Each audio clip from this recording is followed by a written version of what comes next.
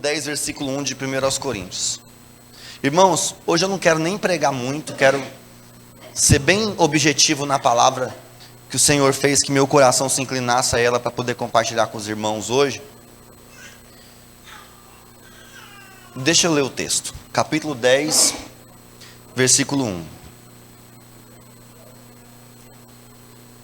Portanto, irmãos, não quero que ignoreis que os nossos antepassados estiveram todos debaixo da nuvem e todos passaram pelo mar.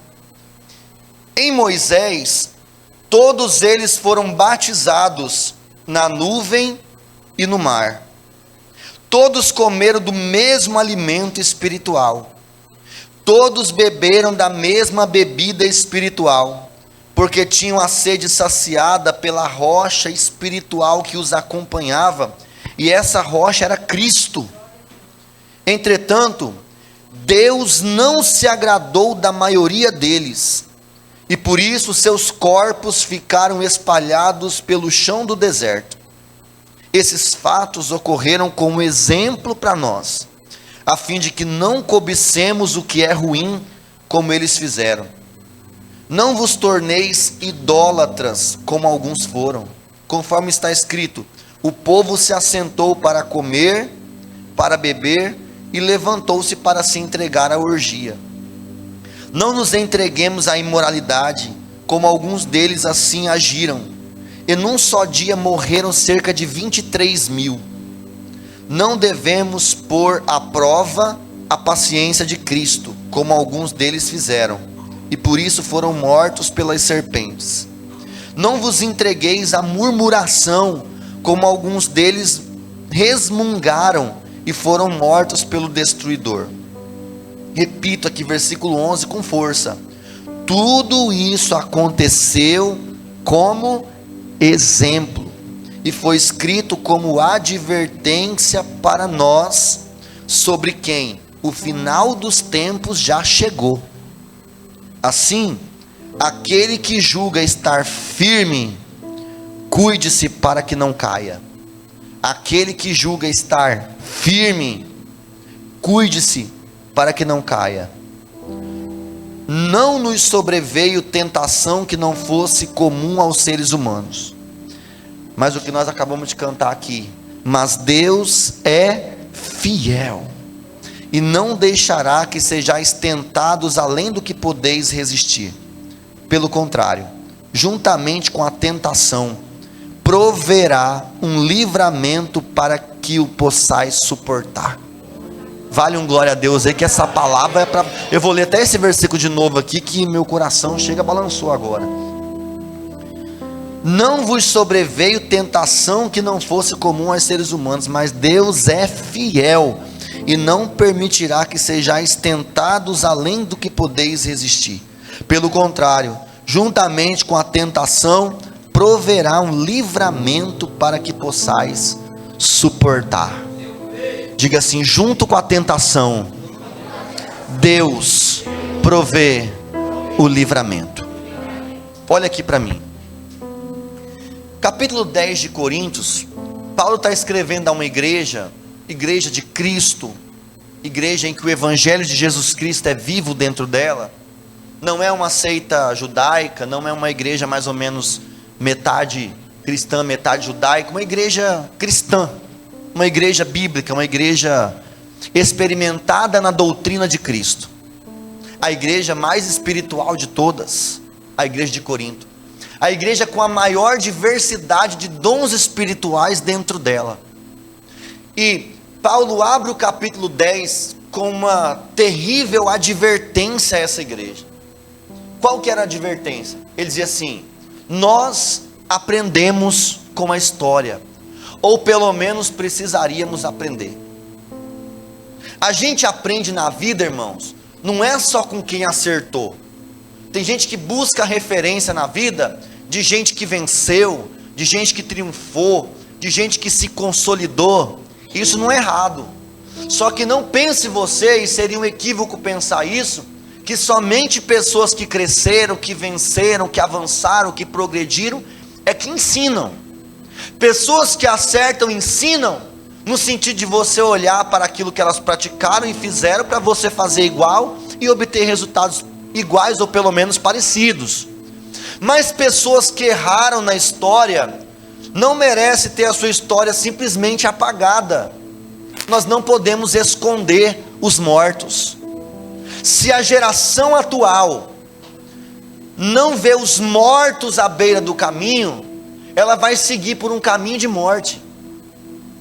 Enquanto nós escondemos os mortos debaixo dos tapetes, enquanto nós olhamos para a vida de pessoas que não conseguiram alcançar o seu alvo por causa das suas atitudes, e aprender com os erros dessas pessoas, para não cometer os mesmos erros e cair na mesma esparrela que elas caíram na vida, a gente não vai crescer. Então, o olhar do apóstolo Paulo aqui agora é convidar a igreja em Corinto, e eu quero que isso seja transbordado nessa noite para essa igreja aqui, você que está tendo a oportunidade de ouvir essa palavra, da gente olhar para a história, e a história lhe trouxe o modelo ideal ali, uma comparação com a nação de Israel, para olhar para essas pessoas que pereceram, para essas pessoas que não alcançaram a promessa de Deus, para essas pessoas que não conseguiram atingir o seu objetivo, pessoas que erraram, que se equivocaram, que tropeçaram, que não conseguiram alcançar. Aí ele abre o texto dizendo assim: nós sabemos, e vocês sabem, que nossos antepassados todos estiveram na nuvem e no mar. Está falando do povo de Israel. Aqui ele usa uma alegoria para exemplificar quando Deus tirou o seu povo da escravidão do Egito, fez que eles fossem tirados com mão forte dentro do Egito através da vida de Moisés. Aí o primeiro desafio ali, depois de enfrentar as 10 pragas no Egito, era atravessar o Mar Vermelho. Eles atravessaram o Mar Vermelho, entraram debaixo de uma nuvem que o próprio Deus colocou. Essa nuvem, presta atenção aqui, ela guiava o povo durante o dia, porque no deserto o sol é escaldante, e ela era transformada numa coluna de fogo durante a noite, porque no deserto é muito calor durante o dia e muito frio durante a noite.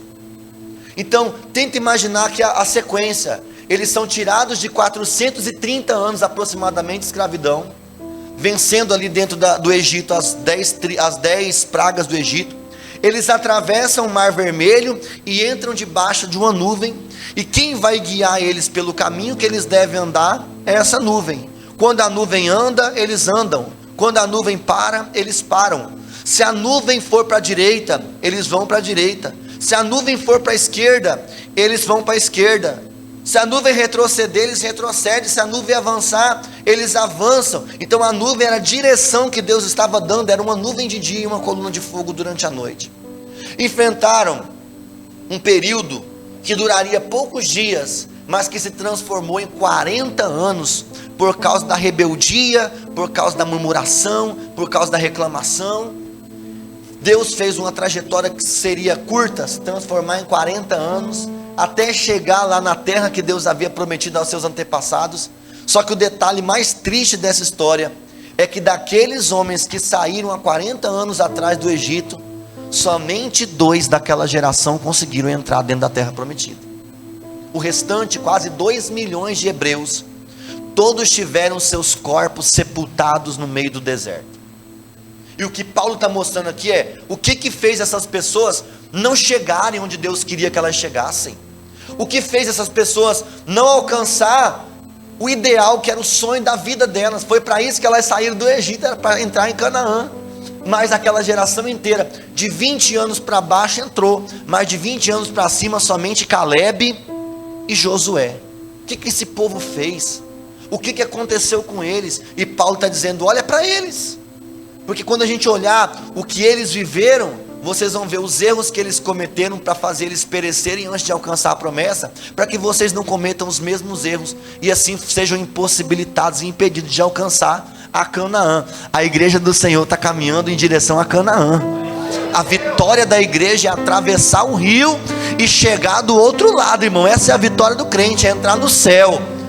Só que Paulo está dizendo: não se engane, todos eles foram batizados nas águas do mar. É o primeiro batismo da história da Bíblia. Paulo chamou isso de batismo. 400 anos de escravidão e mais de 1 milhão de hebreus atravessando o Mar Vermelho pelas águas do mar, sendo batizados em Moisés. Diz aqui o texto: batizados em Moisés. Então Deus, divina, batizou quase 2 milhões de hebreus de uma vez só, num risco que ele fez dentro do mar com seu próprio dedo para o povo atravessar pelas águas. Qual que é a analogia aqui? A analogia do povo de Israel no Egito. O Egito para eles é na verdade o mundo de pecado e de imundícia que a gente vivia antes de conhecer a Cristo. E o que é o batismo nas águas? O batismo nas águas não é deixar a vida antiga para viver uma nova vida em Cristo?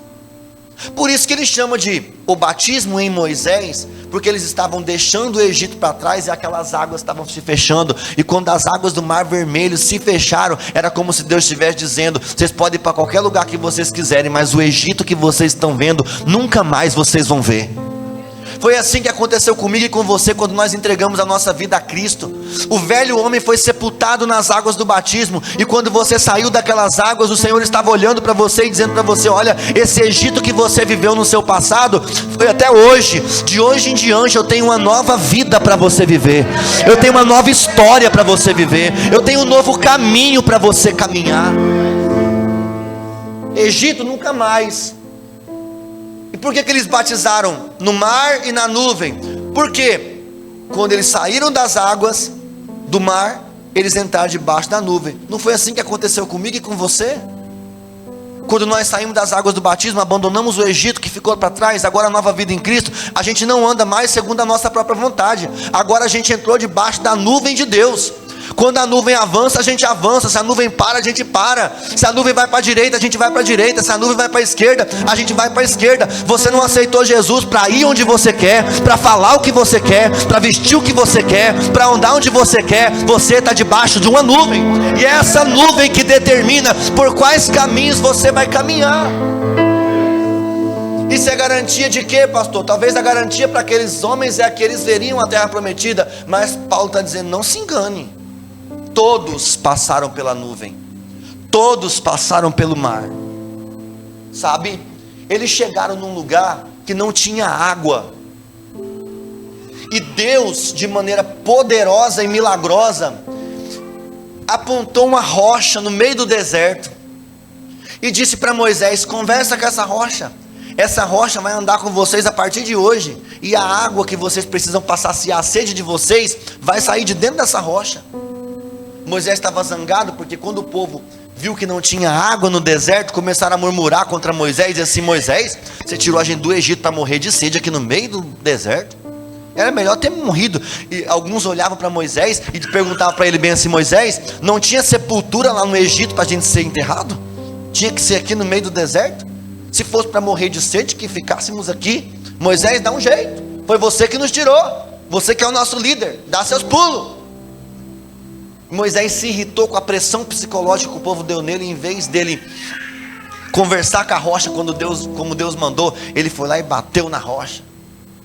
Deus atendeu porque ele é misericordioso, irmão. A água saiu. Imagina 2 milhões de pessoas bebendo água que sai de uma rocha. Leva a rocha com vocês. Onde vocês forem, nunca mais vai faltar água nesse caminho. Agora Paulo está olhando na universalidade da história, depois de tudo acontecido, dizendo: eles não sabiam, mas aquela rocha que andava no meio do deserto com eles, trazendo água para matar a sede, era o próprio Cristo. Então quando Moisés feriu a rocha, o que ele estava ferindo? Ferindo a Cristo. No dia de entrar em Canaã, Deus falou para ele: Moisés, olha a terra. Ele olhou: você não vai entrar. Por quê? Porque em vez de você conversar com a rocha, você feriu a rocha. E na universalidade da história nós podemos concluir: você feriu a Cristo, você feriu o Filho de Deus, você tocou onde não deveria tocar. Para você ver o tamanho do milagre, no meio dessa trajetória de deserto, Paulo escreveu no capítulo 10, nós acabamos de ler: todos eles beberam da mesma bebida. Então, raciocina: todos foram batizados no mar, todos andaram debaixo da nuvem, todos beberam da mesma bebida que Deus que deu, bebida espiritual. Aquela água não era qualquer água, irmão. Uma água que sai da rocha que Deus dá não é qualquer água. Mas não é só isso. De dia, nuvem, ar-condicionado a 17 graus. De noite, coluna de fogo para esquentar do frio. É muito milagre. Aí, vamos comer o quê? Calma. Eu vou mandar para você um pozinho, parecendo essência de baunilha, para vocês comerem, fazer pão e comer. E um dia, eles acordam e caiu como se fosse neblina. Aí Moisés e os filhos de Israel saíram para fora e viram aquela comida, aquele pó, aquele negócio, e começaram a perguntar: o que é isso? O que é isso? O que é isso? E na língua hebraica, a pergunta, o que é isto? É maná, maná, maná. Então eles diziam: maná, maná, o que é isso? E foi colocado o nome daquele alimento de maná, pão descido do céu, mais uma tipologia de Cristo, porque um dia Jesus olhou para os seus discípulos e disse: eu sou o pão vivo que desceu do céu. Então, imagina, alimentaram-se da rocha que era Cristo, alimentaram-se do pão que era uma tipologia de Cristo, beberam da água, comeram da comida, andaram, viram os milagres no meio do deserto. Aí um dia, os filhos de Israel começaram a questionar uns aos outros: Moisés, nós estamos enjoados desse trem, nós estamos igual Cuiabano no tempo de manga, é manga de manhã, manga de tarde, manga de noite, manga de madrugada, manga no café da manhã. Eles começaram a reclamar da comida que Deus estava dando. Aí alguém cutucava o outro e falava assim: Moisés, maná todo dia, Moisés, se enjoa, todo dia maná, maná, maná, não aguento nem ver maná na minha frente. Murmurando, reclamando da comida que Deus dava. Você já teve noção do que é isso? A pessoa reclamar daquilo que Deus dava? Você acha isso um absurdo ou não? É um absurdo você reclamar da comida que Deus deu? A gente não é diferente não. Tem dia que o marido chega em casa para almoçar e quando ele olha na frigideira tem bife, ele fala: de novo bife? Quantas pessoas começam a comer e começa xingando a comida, murmurando contra a comida que está comendo? Você está reclamando da comida que Deus que está te dando, porque está na sua mesa. Não é só porque você trabalhou não, é porque Deus te deu. Você só tem comida no seu prato porque foi Deus que te deu. Não, pastor, foi não, eu trabalhei, ganhei dinheiro e comprei. Mentira, até um fôlego de vida que você tem de graça foi Deus que te deu. Se Deus tirar a força das suas pernas, você não trabalha, você não ganha dinheiro, você não come. Então tudo que nós temos na nossa vida é Deus que dá. Mas eles começaram a murmurar, aí pesou, começaram a reclamar. Um dia, Bruno, chegam para Moisés e falam bem assim: nós queremos carne, Moisés, né, Emily? Queremos carne, Moisés, queremos carne, estamos enjoados de maná. Deus falou: então tá bom. De repente veio codornas, como se fosse uma chuva de codornas que passou por cima deles. Eles começaram a festejar, pegava a codorna assim com a mão, puxava para comer. Teve gente que comia crua, sem nem cozinhar. Comeram tanto, tanto, tanto, tanto, tanto, que por causa daquela comida, você já viu gente morta de fome? Aquele povo que não tem educação, esganado, mamãe fala larido de fome. Comeu. Sabe o que aconteceu? Naquele dia, 23 mil homens morreram por causa daquela comida. Deus chamou aquele lugar Quibrote Ataavá, que significa sepultura do desejo. O que significa isso? Desejaram algo que Deus não tinha para eles, rejeitaram o que Deus estava dando para poder abraçar aquilo que Deus não tinha para eles. Morreram. E Paulo está aqui falando para nós: fique esperto para você não fazer igual. Eles murmuraram contra a comida que Deus estava dando, eles murmuraram contra a provisão que Deus estava dando, rejeitaram o que Deus estava dando para poder abraçar aquilo que Deus não tinha para eles. Quantas vezes por causa da nossa precipitação nós aceitamos na nossa vida coisas que Deus não tem para nós? Sabe o que eles começaram a dizer? O cântico no meio do povo era assim: estou com saudade do alho e da cebola do Egito. Começaram a dizer assim: deserto aqui tem até uns milagres e água, mas a comida do Egito era tão boa. Você tem uma coisa que Deus detesta, que Deus rejeita, que Deus abomina. É quando você começa a ter saudade daquilo que você tinha na vida antiga. Sabe, o caos que Ele te tirou, o Egito, a escravidão que você vivia, e você ainda falava assim: quando eu estava lá era melhor. Eu já vi crente falando assim: quando eu estava no mundo, pelo menos não sofria tanta luta. Meu irmão, é melhor você acordar e dormir todo dia com um monte de luta espiritual para você enfrentar, ou até mesmo física, do que você comer o pão que o diabo amassou lá no Egito. Meu irmão, uma pessoa que olha para trás, para o lugar que Deus te tirou, e sente saudade do buraco que você vivia. Eu tenho uma saudade de dançar no Chico Gil, lá no baile de lambadão do Chico Gil. Ei, amigo, toque uma lambada. Essas coisas, irmão. Que saudade. Quando alguém pega a latinha e faz...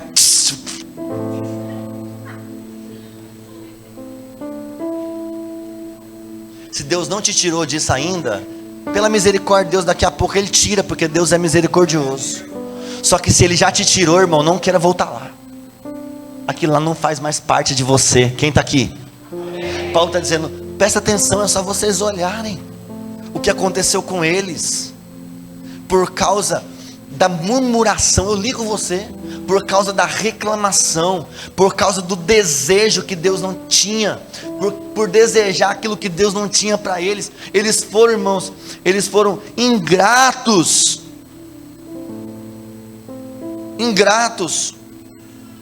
E alguém estava achando: passei no batismo, passei na nuvem, agora estou com Canaã garantido. Não está não, irmão. Ainda tem muito caminho para seguir. E no meio desse caminho, alguns podem tropeçar, cair e ainda ser sepultado antes de cumprir a promessa.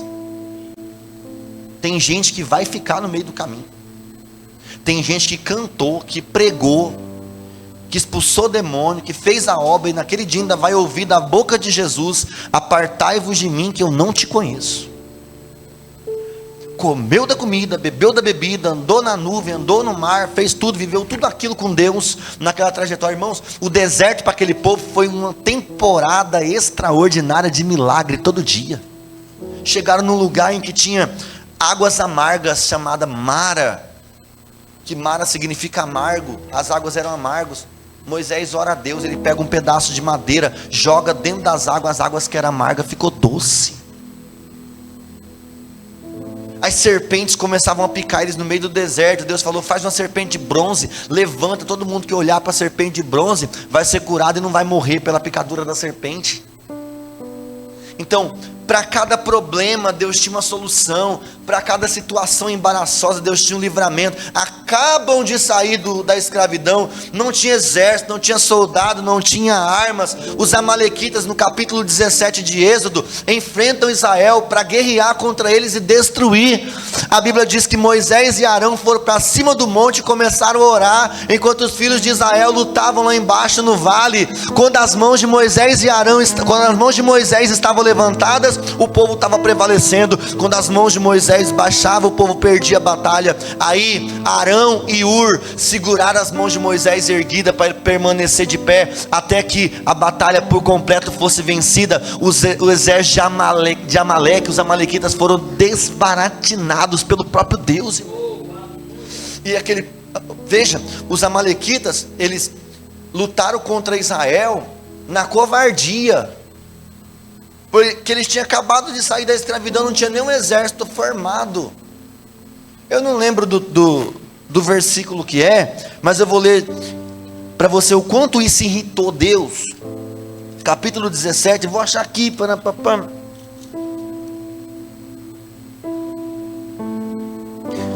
Capítulo 17, versículo 16 de Êxodo. Para você ver como que Deus ficou irritado com os amalequitas, porque eles atacaram Israel na covardia, quando o povo não tinha nem preparação para poder lutar. Porque ele declarou: porquanto Deus levantou sua bandeira de guerra e jurou. Deus, olha aqui para mim, Deus levantou a bandeira de guerra e jurou. Deus jurou sobre o seu trono, que o Eterno lutará contra os amalequitas de geração em geração. Em outras versões diz: haverá peleja do Senhor contra Amaleque de geração em geração. Nunca mais os amalequitas venceram nenhuma batalha na vida, até hoje foram desbaratinados. Que isso, irmãos?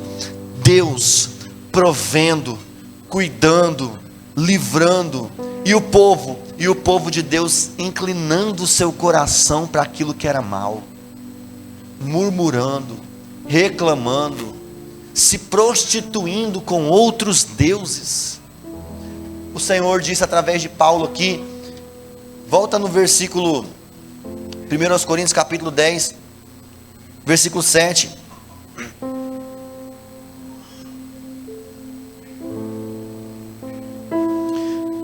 Não vos torne idólatras como eles.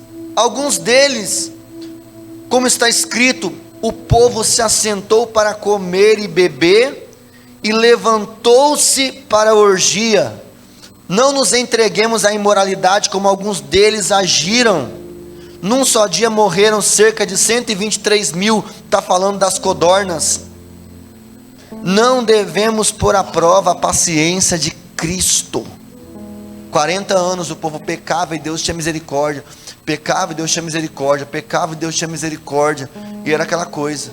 E alguém está achando: Deus não vai me castigar. Aí a hipergraça vem falar: Deus é amor. É amor, só que Deus também é juízo para aqueles que praticam a maldade e perversão, se tornaram idólatras. Como? Moisés subiu no monte para estar na presença de Deus. Quem está aí? Amém. Quem está aí? Amém. Moisés sobe o monte para poder receber a lei de Deus. Demora muito para voltar. O povo não tinha relacionamento com Deus. Quem tinha era Moisés. Porque no dia que Deus queria, olha isso, irmão, no dia que Deus queria se relacionar com o povo, para se apresentar, para dizer para eles quem Ele era, Deus sempre teve esse desejo de se relacionar com os homens, de demonstrar o seu poder, de dizer quem Ele é. Nós precisamos aprender a conhecer a Deus, irmãos, porque Deus quer se tornar conhecido por nós. Tem gente que pergunta para ele: você é cristão? Sou. Você crê em Cristo? Sou. Fala para mim 5 frases que Jesus falou. Sei, não, pastor. Mas você crê num Jesus que você não conhece, você crê num Deus que você não experimentou. Mas sabe por que eles não quiseram experimentar Deus? Deus falou: chama o povo, Moisés, vamos, eu vou me apresentar para eles. Chegaram na beira do monte. A Bíblia diz que o monte trepidava, o vento, terremoto, as pedras balançando. O povo falou bem assim: quieta, Moisés, diga para Deus que nós não queremos conversar com Ele. Fala você com Ele, as nossas demandas você leva para Ele, e as demandas dele Ele passa para você e você fala conosco. Nós não queremos esse Deus, não. Deus me livre. Ficaram apavorados com a grandeza do poder de Deus. Então o povo não se relacionava com Deus. O povo precisava de um mediador. Vou contar até 3, você fala mediador. 1, 2, 3. Então o povo falou: não queremos Deus, queremos um. Não queremos Deus, queremos um mediador que está no lugar de Deus. É Ele que vai interferir, que vai interceder por nós diante de Deus. É isso que o povo fazia. O povo já estava se inclinando à idolatria, porque tudo aquilo que ocupa o lugar que Deus deveria ocupar na nossa vida se torna uma idolatria. E o povo começou com isso. Aí você vai vendo, Moisés sobe, e o povo: agora não temos mais Moisés para falar com Deus, não temos mais Moisés, então também não temos Deus. Se não temos Moisés, não temos Deus. E o que eles fizeram? Arão, vem aqui, faz um Deus para nós, igual o que a gente tinha no Egito. Cadê as riquezas? Cadê as pedras preciosas, o ouro, a prata que nós recebemos quando saímos do Egito? Porque os egípcios presentearam, Natália, o povo de Deus com um monte de joias preciosas, de ouro, de prata. Eles saíram enriquecidos do Egito. Por causa das pragas, o Egito temeu o povo de Israel e o Deus de Israel. Então eles carregavam, Bruno, os ouros. Aí pega lá as argolas, os brincos, as correntes, pega tudo que tem aí de ouro, e nós vamos construir um bezerro de ouro para adorar. Porque Moisés não está aqui, nós queremos um Deus, precisamos de um Deus, e esse Deus invisível que a gente nunca viu, não pôde fazer nada por nós agora. Tanto que Deus já fez. E aí começa a batucar, começa a bagunça, começa a adorar um bezerro de ouro que eles construíram pelas próprias mãos, utilizando o recurso que o próprio Deus tinha dado para eles. Sabia que algumas vezes nós nos tornamos assim? Nós pegamos aquilo que Deus nos dá e transformamos aquilo como um ídolo no nosso coração e começamos a adorar aquilo que o próprio Deus nos deu. Para concluir, começaram a adorar, e quando eles adoravam aquele bezerro de ouro, eles diziam bem assim: eis aqui está o Deus que nos tirou do Egito. Para quem? Para o bezerro de ouro. Mas era o Deus dos céus que tinha dado comida para eles comerem. Era o Deus dos céus que tinha abrido o mar vermelho para eles atravessar com os pés secos. Era o Deus dos céus que deu a nuvem para poder refrigerar de dia. Foi o Deus dos céus que deu a coluna de fogo para esquentar a noite. Só que no momento desse, quando o coração está cheio da idolatria, a gente acaba por esquecer tudo aquilo que Deus já fez. No Salmo 103, versículo 1 diz: bendiz a minha alma ao Senhor, e não se esqueça de nenhum dos seus benefícios. É ingratidão. No momento que a gente passa por uma luta, no momento que a gente passa por uma tribulação na vida, a gente se esquece de tudo aquilo que Deus já fez até agora. Quantas vezes, cadê Deus que deixou eu passar isso? Cadê Deus que permitiu isso? Onde que Deus estava quando eu fui passar por isso aqui? Deus estava no mesmo lugar, irmão. É que você se esqueceu de tudo que Ele já fez até agora. O povo simplesmente apagou tudo que eles viveram com Deus até aqui, e agora estão prostrados diante de uma imagem de escultura de um bezerro de ouro, adorando e dizendo que foi aquele que tirou eles do Egito. Aí Paulo está dizendo: não faça isso. Olha para eles, veja no versículo 11, Cauã.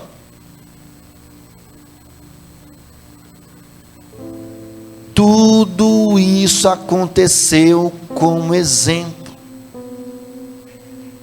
Então eu preciso olhar para isso. Uma geração inteira pereceu, não entrou na terra, não desfrutou da promessa, porque tomaram essas atitudes no meio da trajetória. E a maneira como eu vivo enquanto caminho para o céu determina se eu vou chegar lá mesmo ou não. Vou falar de novo: a maneira que eu vivo enquanto eu estou caminhando em direção ao céu vai determinar se eu vou chegar lá de verdade ou não. Quem está aí? Amém. Diga assim: eu quero, Senhor, entrar no céu. Essa é a vitória do crente, irmão. Tudo isso aconteceu como um exemplo, e foi escrito como, me ajuda, foi escrito como advertência. Para quem? Para quem? Para quem? Para quem? Para nós. Para nós, sobre quem o final dos tempos já chegou. Então, se essa advertência já era pesada e digna de ser observada há 2000 anos atrás, quando esse texto de Coríntios foi escrito, imagina hoje que nós estamos vivendo de fato o apocalipse dos últimos dias, tudo acontecendo debaixo dos nossos olhos. Se já era um dever olhar para esses exemplos e consertar o caminho, a fim de não perecer como os outros pereceram, agora que os dias estão sendo abreviados e que tudo está acontecendo à nossa volta, esse cuidado, essa advertência, essa vigilância tem que ser redobrada.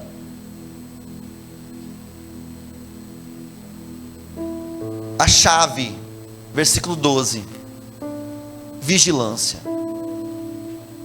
Vigilância. Se coloque de pé, por favor, no seu lugar. Nós já vamos orar. Por que Paulo teve o trabalho de ficar lembrando tudo aquilo que aquele povo fez de errado, para dar exemplo, para dizer: não faz isso, não seja idólatra como eles foram, não seja murmurador, reclamão, ingrato como eles foram, não faz essas coisas, aceita o que Deus está te dando, porque o fato de você estar comendo da mesma comida, bebendo da mesma bebida, batizando no mesmo batismo, vamos conjecturar para o nosso tempo? O fato de você estar frequentando todos a mesma igreja, vindo para o culto domingo, entrando na escola bíblica quarta, vindo na oração na sexta, orando 3 vezes por semana, jejuando uma vez por ano. Nada disso garante, a não ser que a sua trajetória seja de gratidão, de fidelidade, de honra para com o Senhor. Você consegue entender? E o aspecto aqui é vigilância. O apóstolo Pedro escreveu: sede sóbrios e vigiai. Aqui eu quero fechar com esse versículo, que é na verdade a palavra de advertência que eu quero trazer para a igreja hoje. Aquele que está de pé, cuide-se para que não caia. Não, pastor, estou ótimo, graças a Deus, estou na igreja, estou melhorando, estou sendo transformado de pouquinho em pouquinho, estou indo, pastor, ó, estou uma bênção. Não esfria, não relaxa, não acha que porque você já batizei, já estou na igreja, já estou dando meu dízimo, estou dando minha oferta, já estou indo no culto, já estou orando, então agora está tudo certo. Está dizendo ali, você está firme? Quem está firme? Não estou firme não. Espera aí que eu estou passando mal aqui, alguém me dá uma água. Eu perguntei para a igreja que eu sou pastor, vocês estão firmes? 10% levantou a mão. O que eu estou fazendo aqui toda semana?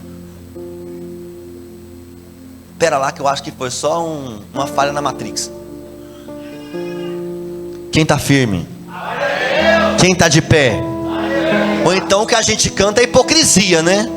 Estamos de pé. Estamos de pé, amém? Até Jesus voltar. Só que você que está de pé, cuida para não cair. Porque a qualquer hora dessa a gente pode ser seduzido pela maldade desse mundo, pelas coisas desse mundo. Quando a gente assusta, a gente esfriou, a gente amoleceu, a gente fica a barriga mole, leva um soco e depois vem pedir oração. Está entendendo? Então, você está de pé, irmão? Cuida para que você não caia. Não ache que você é um super homem, super crente. Não tem super crente aqui. Não tem super pastor, super pastora, homem de ferro. Não existe nada disso aqui. Aqui tudo é vaso de barro. Tudo vaso de barro. E vaso de barro quebra facinho. Só que a Bíblia diz que Deus colocou um tesouro precioso em vaso de barro para que a excelência do poder fosse dele, não nossa. Eu sou de barro, mas eu tenho valor de ouro. Existe um tesouro dentro de mim que é o Espírito Santo de Deus. E é Ele que me ajuda nas minhas fraquezas. Eu sou de barro, quebro fácil, mas tem um Espírito de Deus vivo dentro de mim. Oh, meu irmão, na hora da minha fraqueza, é Ele que me sustenta de pé. Na hora que eu penso que os meus pés vão tropeçar e cair, eu olho para Ele e a cruz de Cristo me faz lembrar que eu não posso quebrar. E se eu for quebrar, eu tenho que quebrar igual o vaso de Jeremias 18, na mão do oleiro. Porque é ruim quebrar fora da mão do oleiro. Fora da mão do oleiro você quebra e vira caco, mas na mão do oleiro Ele quebra e faz de novo, um vaso novo.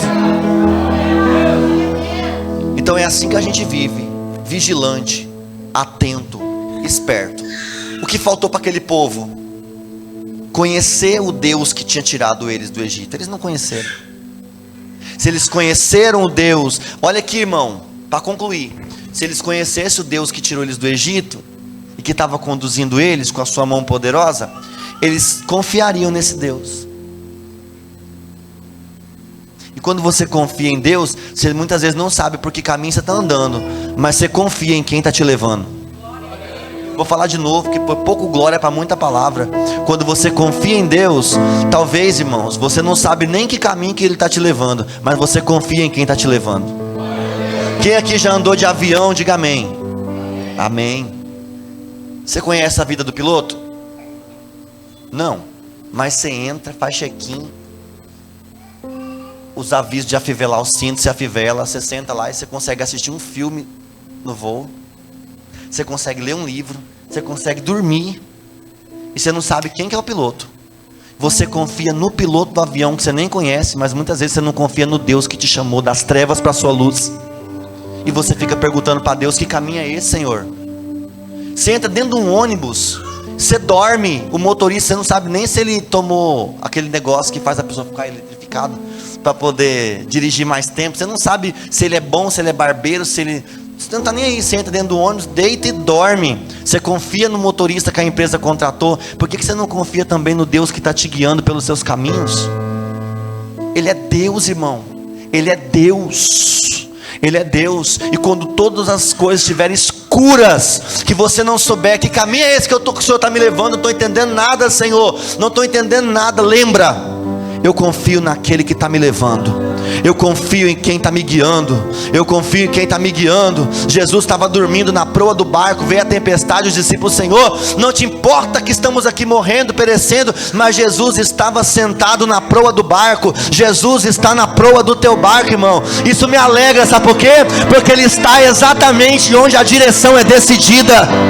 Descansa o teu coração, meu irmão. Jesus está no lugar onde a direção é decidida. Se Ele te fez entrar nesse barco, Ele já garantiu a tua chegada do outro lado. Vou falar de novo: se Ele deixou você entrar dentro desse barco, a sua chegada já está garantida por Ele. Joga as tuas mãos para cima, vamos orar. Senhor nosso Deus e nosso Pai, nos dá consciência espiritual nessa noite, para nós entendermos, ó Pai, que algumas vezes o caminho são de pedras e espinhos. Ó Senhor, muitas vezes a escassez, a falta, a dor, o sofrimento, mas o Senhor disse que estaria conosco em todos os dias até a consumação dos séculos. Ah, Senhor, nos ajuda a confiar nessa palavra, nos ajuda a confiar no Deus que nos chamou do reino das trevas e nos transportou